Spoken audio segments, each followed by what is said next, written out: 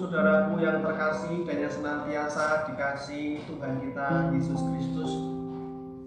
Salam sejahtera untuk kita semua dan kiranya damai sejahtera Tuhan terus tinggal dalam diri kita masing-masing, dalam kita senantiasa menyerahkan hidup kita kepada Tuhan, dan di sana damai Tuhan senantiasa pasti akan kita rasakan sebagai anugerah dari Tuhan dan kasih sayang Tuhan pada kita, anak-anaknya, yang terus diberi hati yang penuh damai, hati yang sukacita. Bapak, Ibu, Saudaraku yang terkasih, pada kesempatan Minggu hari Sabat ini kembali berjumpa dengan kami tim pelayanan GKDTU yang senantiasa menyapa Bapak, Ibu, Saudaraku yang terkasih yang saat ini tidak bisa dan belum diperkenankan untuk ikut ibadah dalam ibadah bersama di gereja, tetapi kami terus menyapa Bapak, Ibu, Saudaraku dalam ibadah di rumah masing-masing dengan penuh hikmat, dan kami yakin, kami percaya bahwa Bapak Ibu semua senantiasa terus setia di dalam Tuhan kita Yesus Kristus. Bapak, Ibu, dan Saudaraku yang terkasih, kita akan membuka satu firman Tuhan, dan sebelumnya kita akan terlebih dulu untuk berdoa. Tuhan kami Yesus Kristus, pada kesempatan saat ini di minggu yang indah ini, hari Sabat-Mu, kami tidak bersama-sama Tuhan menggeluti sabda firman-Mu untuk kami semua, sehingga sabda firman-Mu ini menjadi kekuatan bagi kami dalam kami menapaki kehidupan kami di tahun 2021 ini bersama dengan Engkau, dan hati kami senantiasa terpaut padamu, karena sebagai bagian dalam iman kami, bagaimana kami mendekatkan diri kami kepadamu, dan terlebih-lebih mendekatkan diri kami kepada firman-Mu sebagai firman yang menguatkan kami, pesan-pesan surgawi untuk kami semua saat ini. Tuhan, kami serahkan pemberitaan firman Tuhan pada saat ini dalam tangan kuasa-Mu. Dalam nama Tuhan kami Yesus Kristus, kami berdoa, kami mengucap syukur. Amin. Bapak, Ibu, Saudara-saudariku yang terkasih, ada sabda firman Tuhan di Mazmur 34 ayat yang ke-9. Di sana dikatakan demikian: "Kecaplah dan lihatlah betapa baiknya Tuhan itu. Berbahagialah orang yang berlindung kepadanya." Demikian sabda firman Tuhan untuk kita semua saat ini. Berbahagialah kita yang mendengar sabda firman Tuhan, merenungkan sabda firman Tuhan itu, dan melakukan sabda firman Tuhan itu dalam kehidupan kita sehari-hari. Sekali lagi, shalom Bapak, Ibu, Saudaraku yang terkasih. Salam sejahtera untuk kita semua. Damai Tuhan senantiasa ada dan kita rasakan saat ini. Firman Tuhan pada saat ini sangat menarik mengawali tahun 2021 di bulan Januari ini. Kecaplah dan lihatlah betapa baiknya Tuhan. Sebuah pengakuan iman yang saat ini harus menjadi sebuah pengakuan iman kita, dan menjadi pengakuan iman dari Raja Daud, sang penulis Mazmur pada waktu itu. Sebuah pengakuan iman betapa baiknya Tuhan. Sebuah pengakuan yang mendalam tentang sebuah keyakinan kedekatan dengan Tuhan, dan menyatakan dalam hatinya, dalam imannya, bahwa Tuhan itu baik. Betapa sesungguhnya baik Tuhan itu dalam kehidupan kita. Tuhan itu adalah pribadi yang baik. Kalau kita berbicara tentang pribadi yang baik, maka kita berani katakan tidak ada yang lebih baik daripada Tuhan kita. Inilah sebuah pengakuan iman. Dan pengakuan iman itu apakah ada dalam hati kita masing-masing? Dan saat ini kita dengan kemantapan, keberanian, dan dengan hati yang penuh dengan ketulusan mengatakan bahwa Tuhan kita Yesus Kristus itu pribadi yang baik untuk kita semua, yang senantiasa melakukan hal-hal yang baik dalam kehidupan kita. Maka Bapak Ibu Saudara, ketika kita sudah memiliki pengakuan iman yang luar biasa itu tentang kebaikan Tuhan, maka di Mazmur katakan, kecaplah dan lihatlah, kecaplah, lihatlah betapa baiknya Tuhan itu kepada kita. Menjadi sebuah pertanyaan sederhana. Sudahkah kita mampu secara sempurna mengecap dan melihat kebaikan Tuhan Yesus Kristus? Sudahkah kita mampu untuk melihat, untuk mengecap, untuk merasakan bagaimana kebaikan Tuhan Yesus Kristus itu di dalam kehidupan kita sehari demi sehari? Maka Bapak Ibu Saudaraku, mungkin kita akan berkata, saya sudah mengecap dan melihat kebaikan Tuhan sepanjang hidup saya. Saya sudah melihat bagaimana Tuhan bekerja dengan kebaikannya dalam kehidupan kami semua. Tetapi hal yang lebih penting daripada itu adalah apa buktinya? Apa buktinya bahwa kita benar-benar sudah mengecap dan melihat kebaikan Tuhan kita Yesus Kristus?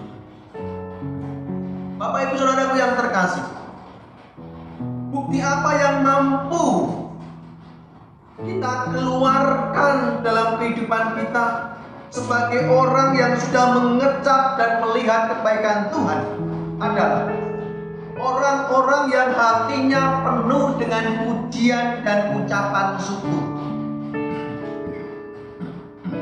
Bapak Ibu Saudaraku yang terkasih, sekali lagi,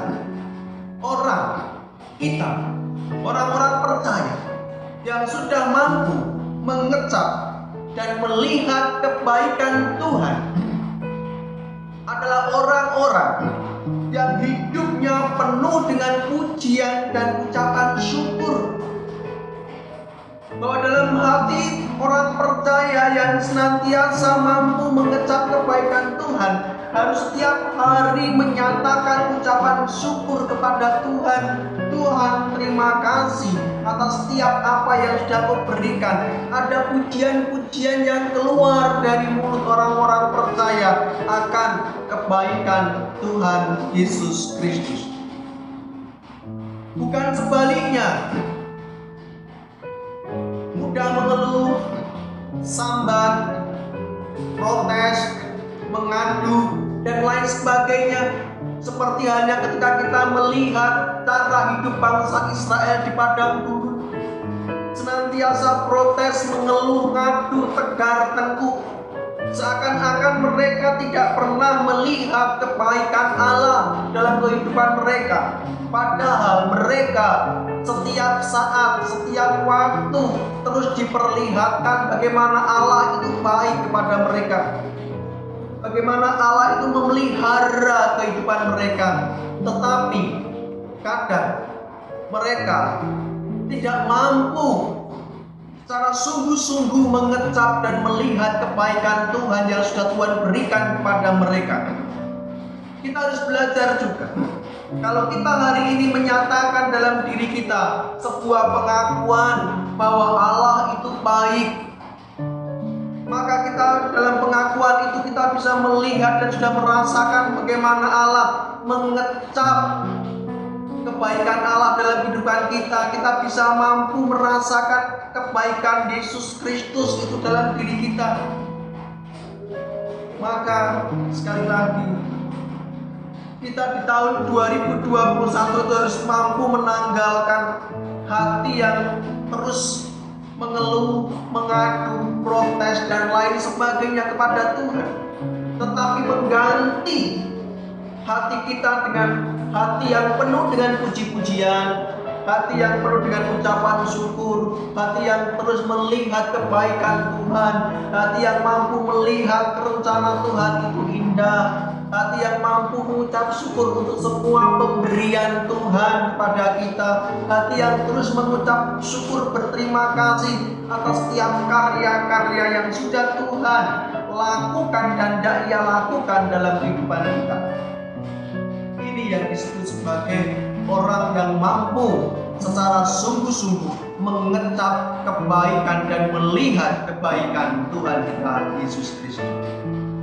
Lalu Bapak Ibu Saudaraku, apa yang membuat kita sulit mengecap dan melihat kebaikan Tuhan dalam hidup kita?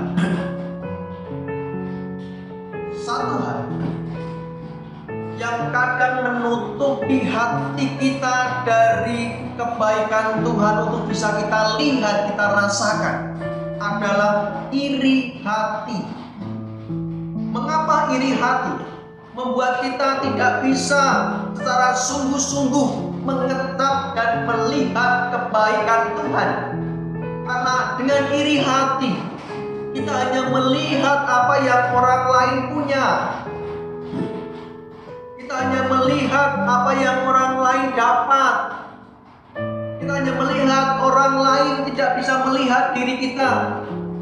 Kita banyak melihat bagaimana Tuhan bekerja terhadap orang lain dan tidak mampu melihat juga, berkata bahwa Tuhan juga mengerjakan sesuatu yang indah kepada kita.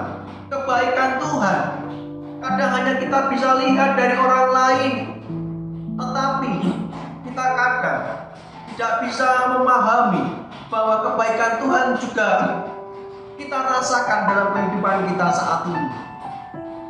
Itulah Bapak Ibu Saudara, dengan iri hati kita bisa melihat bagaimana kita tidak mampu melihat bahwa kebaikan Tuhan itu juga Tuhan berikan kepada kita. Contoh, ketika kita melihat di sana bagaimana hidup Saul dipenuhi dengan iri hati. Ketika Saul melihat bahwa Daud lebih banyak mengalahkan musuh daripada dia, maka timbul iri hati Saul kepada Daud, sehingga iri hati itu menjadikan kehidupan Saul tidak bahagia, tidak tentram, tidak damai, diusik dengan iri hati, sehingga Saul tidak mampu melihat bahwa Tuhan itu juga baik terhadap Saul. Tuhan juga berikan kasih-Nya kepada Saul, tetapi Saul tidak bisa melihat semua itu karena ada iri hati Saul kepada Daud, yang seakan-akan Daud lebih hebat daripada Saul. Demikian juga Bapak Ibu Saudaraku yang terkasih, sungut-sungut itu juga, iri hati itu juga dirasakan oleh saudara-saudara Yusuf. Ketika mereka melihat bagaimana Yusuf dalam kehidupannya, bagaimana ia diperlakukan oleh orang tuanya, bagaimana dia menjadi pribadi yang hebat, yang disayang oleh banyak orang, saudara-saudara Yusuf merasa iri terhadap kehidupan Yusuf itu sendiri, sehingga dengan iri hati itu saudara-saudara Yusuf termakan oleh iri dan melakukan hal-hal yang tidak pantas. Mereka tidak melihat bahwa kebaikan Tuhan juga dinyatakan kepada mereka. Mereka hanya melihat tentang sesuatu yang didapat oleh Yusuf. Iri hati jangan sampai menjadi sebuah bagian dalam hidup kita di tahun 2021 ini, Bapak Ibu Saudara. Karena dengan adanya iri hati, sekali lagi kita tidak bisa mensyukuri berkat Tuhan yang Tuhan berikan kepada kita. Kita tidak bisa memuji nama Tuhan, mengagungkan nama Tuhan dengan ketulusan. Karena dengan iri hati yang kita lihat hanyalah bagaimana hati kita diwarnai dengan sesuatu yang negatif dan negatif. Maka Amsal 14 ayat yang ke-30 di sana katakan, hati yang tenang menyegarkan tubuh, hati yang damai itu menyegarkan tubuh. Tetapi iri hati membusukkan tulang. Iri hati membusukkan tulang. Iri hati membuat kita tidak mampu untuk mengerjakan segala sesuatu yang baik. Kita menjadi lebih lemah. Kita menjadi pribadi yang senantiasa hidup di dalam kelemahan-kelemahan, pikiran-pikiran negatif, dan hati yang terus dicemari oleh hal-hal yang tidak baik. Bapak, Ibu, Saudara yang terkasih, karena itu marilah kita belajar dari Habakuk yang memahami bahwa kehidupan ini sebagai kehidupan yang diatur oleh Tuhan, meskipun kondisinya seperti apapun, tetap bersukacita, tetap ada pujian, tetap ada ucapan syukur dalam setiap situasi dan kondisi. Habakuk 3 ayat 17. Habakuk 3 ayat 17, 18 sampai 19. Sekalipun pohon ara tidak berbuah, pohon anggur tidak berbuah, hasil pohon zaitun mengecewakan, sekalipun ladang-ladang tidak menghasilkan bahan makanan, kambing domba terhalau dari kurungan, dan tidak ada lembu sapi dalam kandang. Namun aku akan bersorak-sorak di dalam Tuhan, beria-ria dalam Allah yang menyelamatkan aku.